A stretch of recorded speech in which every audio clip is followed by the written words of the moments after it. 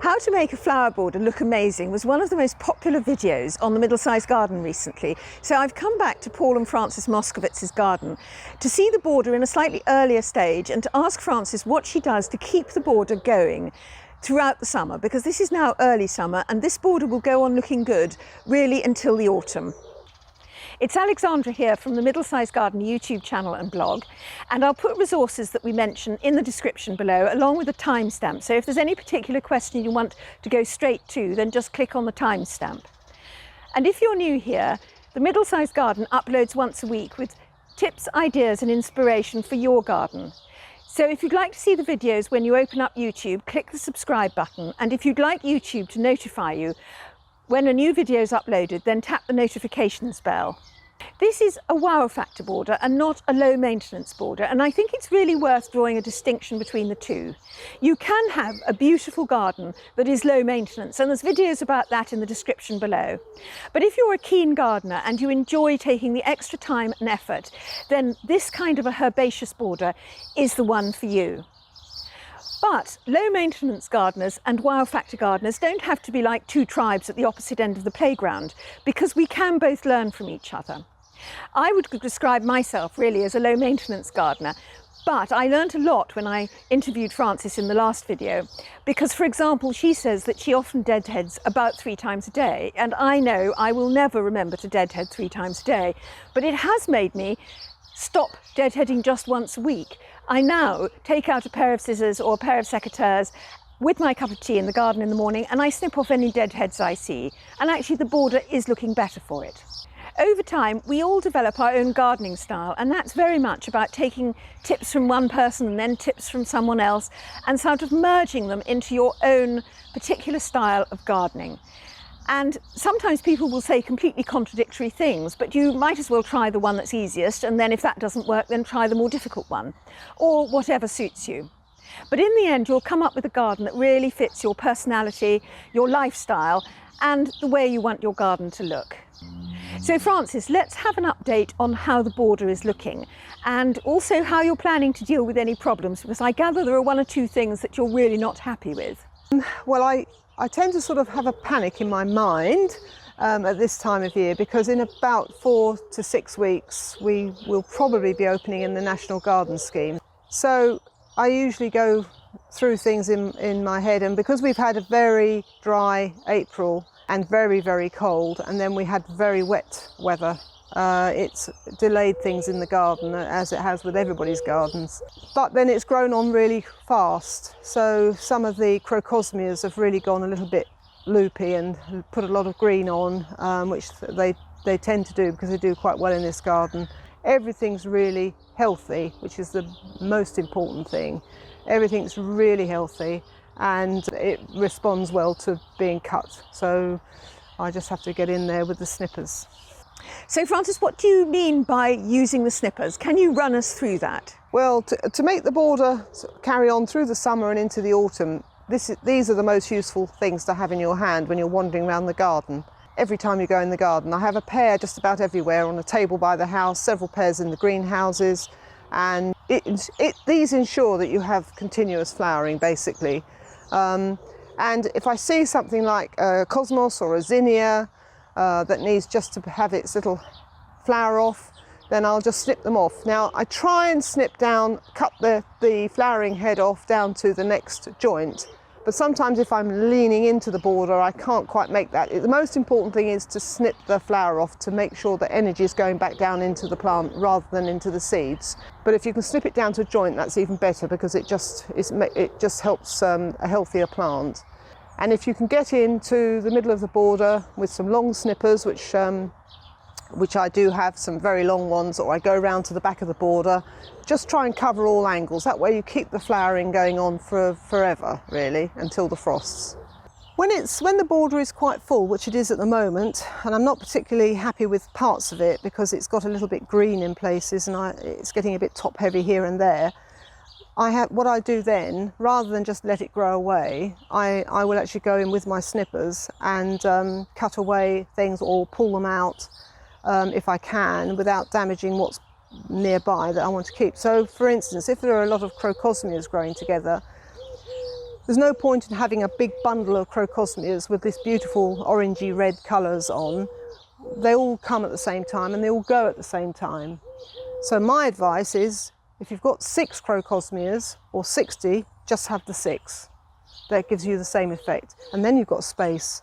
So some of the crocosmias have grown on really well, so I'm going to take as many of those out, and then there'll be a space. And then I'll put another plant in there. And Frances, you have a little tip. You don't always, if there's a gap or if there's too much green and you want to get a few more flowers in there, you don't always plant something else, do you? So could you just show us that tip? I always have lots of spare plants which I've grown on, propagation from seed in the winter and early spring months. And I will be putting those in, or they're actually, most of them now are into slightly bigger pots, heavier pots. They have to be heavy pots.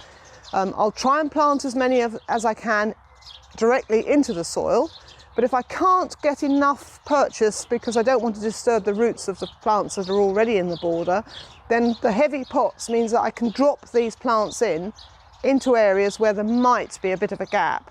The ones that I've got prepared in pots, bigger pots, which I may drop into the border, have to have really good flowering potential, otherwise it's not worth doing, but they will flower. The cosmos are really good. I've tried a different variety of cosmos this year called Brightness, so I've potted a few of those on, and hopefully, if I need to, they will go in a pot, sneaked into the border. You won't see the pot at all because the greenery will swallow around, colour from other plants, and it just means that it continues this wow factor garden.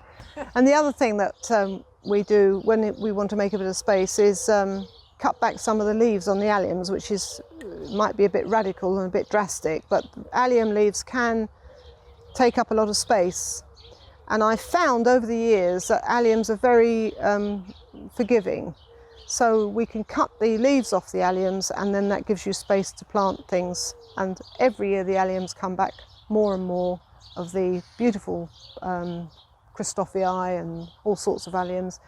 Never a problem. So once they've got their leaves really going and the flowers are coming out, you can chop the leaves off and then you've got space. Of course, the ideal is to have plants intermingling, but without looking messy and without flopping into each other. So what are your views on staking and how do you do it? Yes, now with staking, staking basically means any piece of wood or a nice metal pole or something that you can actually put into the border at a certain height that you're going to then be able to either tie a plant to as it grows, so that when the wind comes along it's not going to blow and snap, or actually wedge it in some way. If you have hazel stick, if you have lucky to have hazel, you can cut some hazel with a V in it, stick that in the ground and just push it gently towards the plant, like a cosmos or a taller verbascum or phlox or something. And then when the wind blows, it's not really hanging on to the plant, but the plant can blow into it and be supported. Or you can actually put a stake into the border.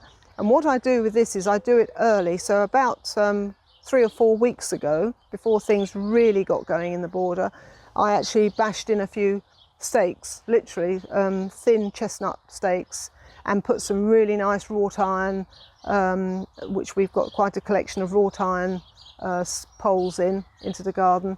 And then they're all positioned in various places so that when the wind's coming, then if now for instance that things have grown on quite a bit, today I was walking around and tying a few things into stakes, and it doesn't look particularly good when you first do it because you have sort of stakes dotted around the border, but very, very soon things have grown up, and already most of the supports that are in the border, be they hoops or anything that you can find, they're already getting covered. So it's surprising how soon.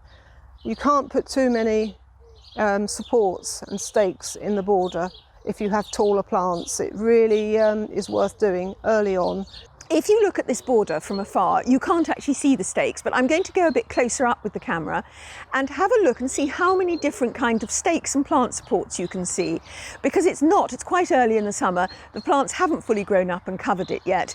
And I think if you really focus on this particular picture, you will be able to count up lots of different kinds of stakes, and I'll actually put in the description below, from left to right, what they all are. How do you deal with pests such as voles, jackdaws, pigeons, rabbits, slugs and snails? We do get pests in the garden. We have the occasional rabbit, which is an absolute nightmare. And basically we just have to try and shoo them away. We do have 2 dogs, so that helps. They chase them off occasionally. Other pests, mainly dealt with by our hedgehogs. We're very lucky we have quite a few hedgehogs in the garden because we have quite a wildlife area. And also we have newts. And the best pest controller, I believe, is our grass snake. That has been an absolute marvellous addition to the garden, because I don't think we've had anything eaten by slugs and snails this year on the scale that we used to have. Hostas are a very good plant, and I know that slugs and snails adore hostas, but we've got a couple planted right by the pond. And I thought, well, nothing to lose. We'll plant them by the pond and see whether or not the frogs and newts and the resident grass snake does its job, and so far so good. So that's pretty good. We don't ever use slug pellets. I've found them a complete waste of time in the past, and now don't use them at all. And when we have the runner beans at the top of the garden, I use wool pellets, sheep wool pellets. Secret with the sheep wool pellets is if you buy a tub, don't just sprinkle a thin layer. You need to put a really thick layer of sheep wool pellets around to protect your plants. Then water them in, and that will stop. But don't just sprinkle a few. You literally need to put a lot. It's expensive, it can be, but it's worth it. So be heavy-handed with any of that natural organic material. One of the things I've always noticed when I've come to Frances and Paul's garden is that there's an enormous amount of wildlife. I think you can see birds whizzing around behind me, and you can hear the bird song. And so it is a very wildlife friendly garden, even though it's quite a formal border. So I think that's a very interesting thing to note, that if you have lots of flowers and you don't use sprays, then you will have a very wildlife friendly garden, even if it seems like a traditional garden rather than a wildlife garden as such. How do you get into the border in order to plant, or to cut back, or to deadhead, or to water, or to plant new plants? Yes, so also because it's quite a packed border, it does make life difficult getting in and out, and I have to do some strange manoeuvres sometimes to get in and hopefully not squash other plants. But there is a little path at the back of the border, which is a great help. And also halfway up, there's a path that sort of splits the border next to a pond. And that's great because it also means I can get to parts of the other half of the border. It's sort of a slight illusion that the whole border goes on, but there is a pond in the middle. And then behind the little path that sneaks into the back of the border, there's a little hedge. And then behind the little hedge, there's another path. So if I want to prune the roses or another tall plant, I can use that path without actually worrying about damaging any plants. So it's not too bad. What percentage of your plants are annual versus perennial? I think it's fair to say we probably have about 70% in the border which are perennial plants. And perennial plants, of course, are plants which remain in the border, and you plant them and they grow and at least survive for 3 years. The annuals I sow, they are literally an annual. So you buy your packet of seed, you sow it in your seed tray or in pots, and I do some in propagators in January and February and March, and then you plant them out once you've potted them on and grown them on a little bit. And when the weather is warm enough, you put your annuals out, because most annuals don't like cold weather, and then they will flower their hearts away until the autumn, until the frosts usually.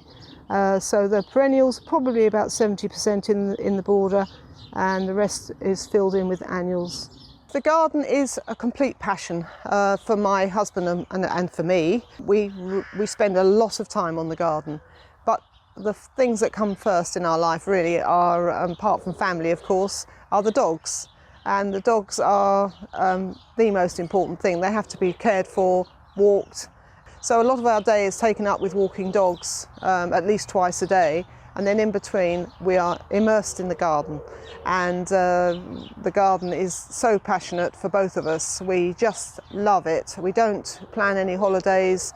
We really throw every bit of energy into the garden, and I think if you love your garden, then you've just got to do that. And it's certainly never ever hard work, really. It's just something that you love doing, and you just keep adding bits, taking bits away. We discuss things.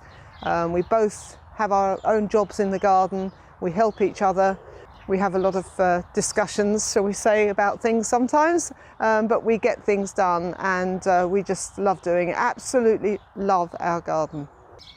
If you're interested in creating beautiful borders, there's a beautiful borders playlist at the end of this video with videos on planning and planting borders and advice from other gardeners.